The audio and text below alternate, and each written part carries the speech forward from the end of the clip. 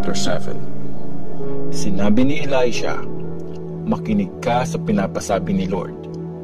Sa ganitong time bukas, makakabili kayo sa may gate ng Samaria ng 1 sakong pinong harina o ng 2 sakong barley sa halagang 1 pirasong silver." Sinabi kay Elisha ng officer na kanang kamay ng hari, "Di yan mangyayari. Kahit magpadala pa si Lord ng butil ngayon din." Sumagot si Elisha, "Makikita mo yon, pero di mo makakain." Umalis ang Syrian army. May 4 na lalaking ketongin sa may entrance ng gate ng Samaria. Nag-usap-usap sila, "Bakit nakaupo lang tayo dito at naghihintay ng kamatayan? Kung papasok tayo sa city, mamamatay tayo dahil wala namang pagkain doon. Pero kung mag-i-stay lang tayo dito, mamamatay din tayo. Kaya pumunta na lang tayo sa camp ng Syria. Kung di nila tayo patayin, mabuti. Kung patayin nila tayo, matatapos na ang paghihirap natin." Kaya nung paggabi na, pumunta sila sa camp ng mga Syrians. Pero pagdating doon, wala silang naabutang tao. Pinarinig kasi ng Diyos sa army ng mga Syrians ang mga yabag ng mga karwahe at ng mga kabayo na parang ingay ng napakalaking army.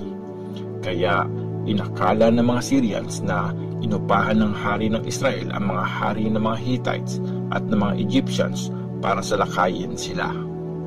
Kaya nang magtatakip silim, tumakas ang mga Syrians.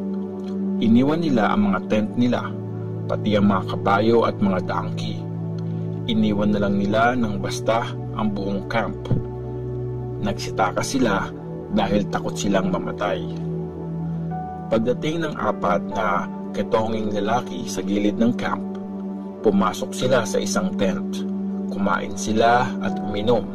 Tapos kinuha nila ang mga silver, gold at mga damit na nandun at tinago ang mga yon.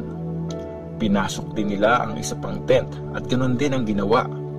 Tapos sinabi nila sa isa't isa, "Malitong ginagawa natin. Magandang balita ito at di natin dapat sarilinin. Pag nag-antay pa tayo hanggang bukas ng umaga bago ito sabihin, siguradong mapaparusahan tayo. Tara na at ipaalam natin ito sa mga officers ng hari." Kaya bumalik sila sa Samaria. Tinawag nila ang mga guards sa gate ng city at sinabi sa kanila, "Galing kami sa camp ng mga taga-Syria at wala kaming nakita o narinig na kahit sino doon. Nakatali ang mga kabayo at ang mga donkey. Nandun din ang mga tent at iniwan na lang ang mga ito ng basta." In-announce naman ito ng mga guards hanggang sa mabalitaan ito sa palasyo. Pumangon ang hari nung gabing yon at sinabi sa mga officials niya, "Sasabihin ko sa inyo kung anong pinaplano ng mga Syrians. Alam nila na tagutom dito, kaya umalis sila sa camp nila at nagtago sa paligid. Iniisip nila na iiwan natin ang city para maghanap ng pagkain. Tapos huhulihin nila tayo ng buhay at sasakupin ang city." Sinabi ng isa sa mga officers niya, "Wala na rin namang mangyayari sa mga tao sa city na ito. Mamamatay na rin naman ang mga nandito. Kaya magpadala tayo ng ilang lalaki at ipagamit sa kanila ang 5 kabayo para tingnan kung anong meron doon." Kaya pumili sila ng mga sundalo na sasakay sa 2 karwahe at inutusan sila na pumunta sa camp ng mga Syrians para alamin kung ano ang nangyari. Nakaabot sila hanggang sa Jordan River at wala silang nakitang kalaban. Nakita lang nila ang mga damit at mga kagamitang naiwan ng mga Syrians dahil sa pagmamadali. Bumalik ang mga inutusan ng hari at sinabi ang nakita nila. Nang mabalitaan ito, nagmadaling lumabas ng city ang mga tao at hinakot ang mga naiwang gamit sa camp ng mga taga-Syria. At gaya ng sinabi ni Lord, mapibili nga sa halagang 1 pirasong silver ang kada sako ng magandang uri ng wheat at ganun din ang presyo ng 2 sako ng barley. Nagkataon na inassign ng hari ng Israel ang kanang kamay niyang officer para maging in charge sa gate. Nang dumagsa ang mga tao, natapak-tapakan ng officer hanggang mamatay, gaya ng sinabi ni Elisha nung nakipagkita sa kanya ang hari. Nung sinabi ni Elisha sa hari na 1 pirasong silver na lang ang presyo ng 2 sako ng barley o 1 sako ng wheat sa may gate ng Samaria kinabukasan, sinagot ng officer na ito na di raw mangyayari yun kahit na magpabagsak si Lord ng pagkain mula sa langit.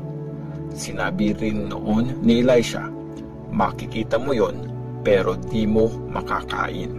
At ganun nga ang nangyari sa officer.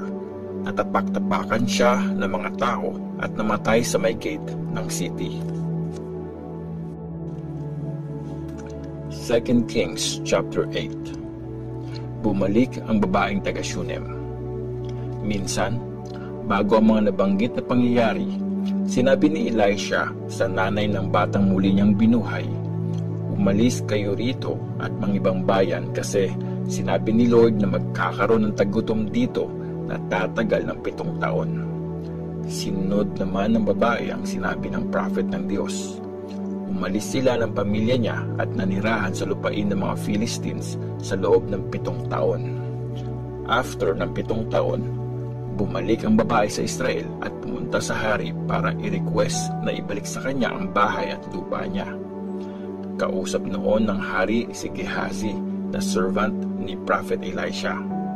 Sinabi ng hari, ikwento mo sa akin ang mga himalang ginawa ni Elisha. Habang kinukwento ni Gehazi ang tungkol sa pagbuhay sa patay, dumating ang nanay ng batang binuhay ni Elisha. Pumunta siya doon para i-request na mabalik sa kanya ang bahay at lupa niya. Nang makita ni Gehazi ang babae, sinabi niya sa hari, mahal na hari, siya po ang nanay ng batang binuhay ulit ni Elisha. Para sagutin ang tanong ng hari, pinatunayan niya ang kwento ni Gehazi. Kaya tinawag ng hari ang officer niya at sinabihan na ibalik sa babae ang lahat ng meron siya dati, kasama na ang halaga ng lahat ng mga na-harvest sa bukid niya sa loob ng 7 taon na wala siya. Si Elisha at si King Ben-Hadad ng Syria. Pumunta si Elisha sa Damascus nung panahong may sakit si King Ben-Hadad ng Syria. Nang mabalitaan ng hari na dumating si Elisha, sinabi niya kay Hazael na isa sa mga officers, kumuha ka ng regalo para sa prophet at sabihin mo sa kanya na itanong kay Lord kung gagaling pa ba ako o hindi. Kaya lumakad na si Hazael para puntahan si Elisha. Karga ng 40 camels, dala niya ang iba't ibang magagandang regalo mula sa Damascus. Nang mamit niya si Elisha, sinabi niya, inutusan po ako ng servant mong si King Ben-Hadad ng Syria para itanong sa inyo kung gagaling pa ba siya o hindi. Sinabi ni Elisha, bumalik ka sa kanya at sabihin mong gagaling siya, pero pinaalam sa akin ni Lord na mamamatay siya. Tinitigan niyang mabuti si Hazael hanggang sa nailang na ito. Tapos biglang umiyak si Elisha. Bakit po kayo umiiyak? Tanong ni Hazael. Sumagot si Elisha, kasi alam ko ang mga masasamang gagawin mo sa mga Israelites. Susunugin mo ang mga kuta nila, papatayin ang mga kabataan nila, bubugbugin ang mga bata hanggang mamatay at bibiyakin ang tiyan ng mga buntis. Nagtanong si Hazael, paano ko magagawa ang ganong napakasamang bagay? Isang hamak na servant lang ako ng hari. Sumagot si Elisha, pinakita sa akin ni Lord na magiging hari ka ng Syria. Tapos bumalik na si Hazael kay King Ben-Hadad. Tinanong siya nito, anong sabi ni Elisha? Sumagot si Hazael, Sinabi niya sa akin na siguradong gagaling ka. Pero kinabukasan, kumuha si Hazael ng kumot, nilublob ito sa tubig at tinakip sa muka ng hari hanggang sa mamatay ito. At naging hari ng Syria si Hazael kapalit ni Ben-Hadad. Si King Jehoram ng Juda. Nung ika-5 taon na paghahari sa Israel ni Joram na anak ni Ahab, naging hari naman ng Juda si Jehoram na anak ni Jehoshaphat. 32 years old siya nung maging hari at 8 taon siyang naghari sa Jerusalem. Napangasawa niya ang anak na babae ni Ahab at gaya ng pamilya ni Ahab, sinundan niya ang masasamang ginawa ng mga hari ng Israel.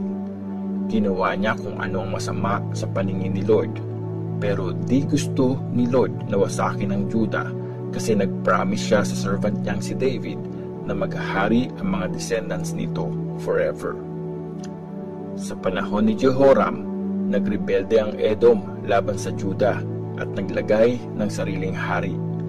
Pumunta si Jehoram sa Zair kasama ang lahat ng karwahe niya, pero napaligiran sila ng mga Edomites, kaya kinagabihan, nagpilit silang lumusot.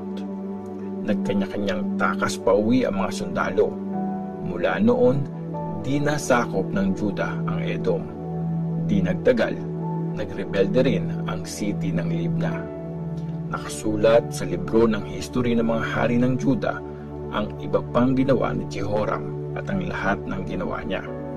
Namatay si Jehoram at nilibing sa libingan ng mga ancestors niya sa city ni David. Ang anak niyang si Ahaziah ang pumalit sa kanya bilang hari. Si King Ahaziah ng Juda. Nung ika-12 na taon ng paghahari sa Israel ni Joram na anak ni Ahab, naging hari naman ng Juda si Ahaziah na anak ni Jehoram. 22 years old siya nung maging hari at 1 taon siyang naghari sa Jerusalem. Nanay niya si Athaliah na anak ni King Ahab at apo ni King Omri ng Israel. Since naging kamag-anak niya si Ahab dahil sa pag-aasawa niya, sumunod din si Ahaziah sa example ng pamilya ni Ahab at ginawa niya kung anong masama sa paningin ni Lord. Tinulungan ni King Ahaziah si King Joram nang salakayin nito sa Ramoth sa Gilead si King Hazael ng Syria. Nasugatan noon ng malubha si King Joram. Bumalik si King Joram sa Jezreel para magpagaling ng mga sugat na nakuha niya sa labanan. Nang mabalitaan ito ni King Ahaziah, dinalaw nito si Joram.